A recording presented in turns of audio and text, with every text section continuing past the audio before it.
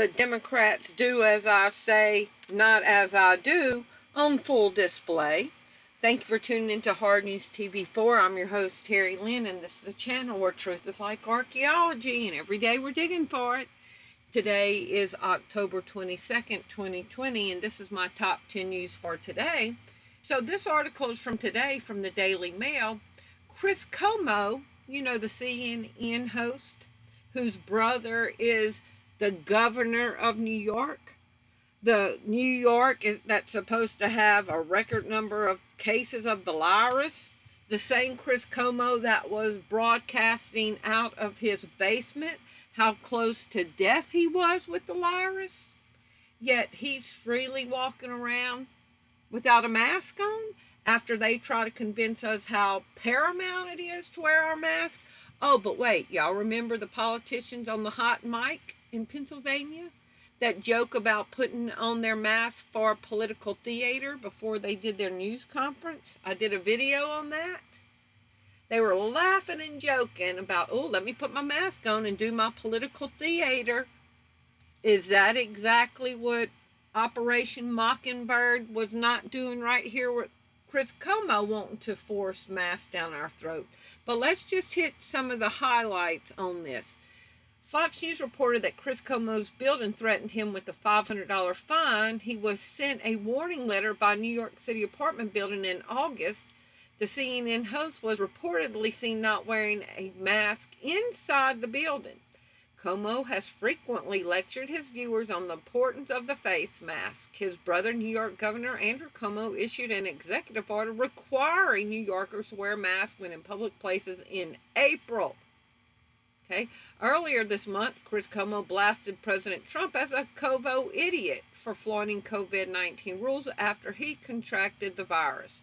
The same Chris Cuomo that supposedly was about at death's door down in his basement after he recovers, he's not even obeying his own brother's laws that he put out, his mandate. But let me show you how gullible society is, how dumb they are, and how easily controlled they are. This is article number 2. This is from October 20th.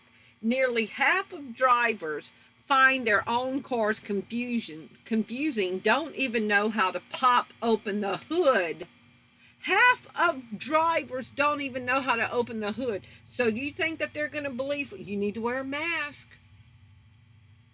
This is out of London, but this is universal, I'm sure. I'm sure it's probably higher in America. When people dream about winning the lottery, many say they'll buy a fancy car with their winnings. While it might be a lovely fantasy, a new survey finds most people wouldn't know the first thing about their new ride. A poll of 2,000 British car drivers reveals 44% actually find their car confusing. Half say they don't even know the size of their engine, how to pop open the hood, or even refill their windshield washing fluid. One poll survey finds 3 in 10 were unaware of how to put air in their tires. 1 in 4 have no idea how to check their tires' tread depth. Y'all don't know how to put a penny on there? Or locate the engine's all dipstick when it comes to speed. A mind-boggling 41% of drivers don't know the difference between horsepower and miles per hour. This is wild. 1 in 10 also don't have a good grasp on how many miles per gallon their car gets. Okay, so if they don't even know how to find an oil dipstick, or don't even know what the difference between horsepower and miles per hour, we got some serious brain dead people. When they don't even know how to open the hood. So how, I read one time that a stupid population is easy to control. When you got dumb sheep, bah, bah, just following the line because that's which way the line is going. That's easier control than a person who thinks. Now, we have to dig into this story to get what I want y'all to see. This is from today, from the Daily Beast. Italy did everything right to stop the second wave of the virus. So what went wrong? Just 1 month ago, Italy was the shining example of how mask and aggressive testing work to stave off second COVID wave. Why have things gone so terribly wrong? And look what they're blaming it on. It says where the spread seems to be the worst for the moment. Italy's health ministry released data this week showing that 80.3% of the new infections occur at home, while only 4.2% come from recreational activities in schools. Well, where does the other 16% come from? 15.5% or whatever it is. Unreal. So what this tells me, now they're blaming that 80% of the new infections occur inside the home. Y'all, you get the common cold from each other inside the home. You get the measles inside the home. You can get poison ivy off of each other inside the home. So what are they going to do to, quote, solve this problem? Are they going to be separating family members? This is getting crazy. But look at article number 4 from October 19th. Brazil pushes for mandatory virus vaccinations. Okay? Mandatory vaxes. Are you ready for that? And article number 5, apparently babies don't matter to the leftist liberals. 4 newborn Australian babies die amid the virus travel restrictions. So 4 babies were born with conditions that they needed surgery, but because of the tight lockdowns, they were forbidden to travel to go to another province to get their surgery.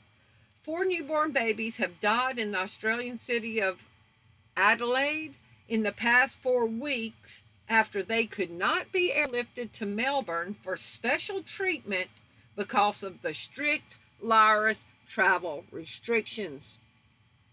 It's a very sad article. So how would you like to have a baby that needed surgery, and last year your friend's child might have had the same problem, and they were flown to a children's hospital that was able to save that child's life, and now your child dies because of the virus lockdown and they refuse to perform surgery on your baby?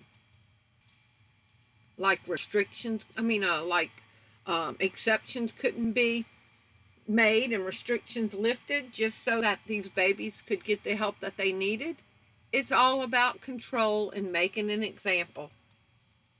And this article is from yesterday. Report: 45% of Florida's virus deaths were misclassified. Up to 45% of deaths attributed to the virus in Florida may have been wrongly classified, according to a researcher who has analyzed a report by the State House of Representatives. Dr. Andrew Boston noted that the lawmakers found that nearly 60%, 8,058 of the 13,920 deaths classified the Department of Health due to the virus had errors or were recorded in a manner inconsistent with the state national guidance. So the numbers are lower than what they're saying, but yet they're letting babies die, not getting them surgeries. Brazil wants a mandatory vaccination. Italy saying that the increase is because you're in the house with other family members. But yet we have reports that the numbers are being exaggerated. This is article number 7. And here's the reason. Human rights watchdog group says governments are using this pandemic to crack down on online dissent. This is from yesterday. To crack down on online dissent, to control the flow and movement of people, to usher in a digital dollar, to monitor our spendings, to track and trace our phones. It's all for government control. Article number 8, plan for the worst. Law enforcement across America is bracing for massive election riots. So law enforcement agencies are preparing themselves for something chaotic after the election. Should we be preparing ourselves?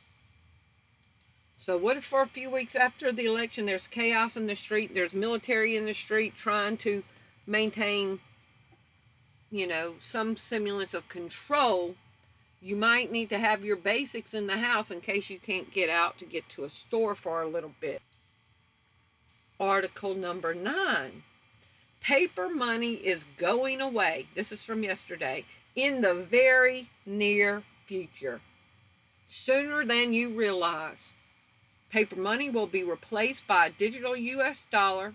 You remember the World Economic Forum?